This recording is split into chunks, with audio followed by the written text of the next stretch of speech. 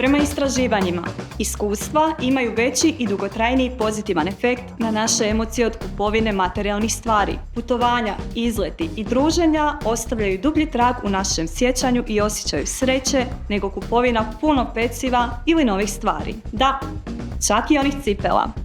I onog pametnog sata. Kroz vođenje kućnog budžeta možemo detektirati male stvari u životu koje nas čine sretnima, poput vremena provedenog s obitelji, prijateljima ili boravka u prirodi. Gledajte na novac kao na alat, a ne cilj. Ulažite u iskustva, odnose i vrijednosti koje vas čine sretnima i ispunjavaju zadovoljstvom. To je pravi put prema istinskoj sreći bez obzira na kupovnu moć.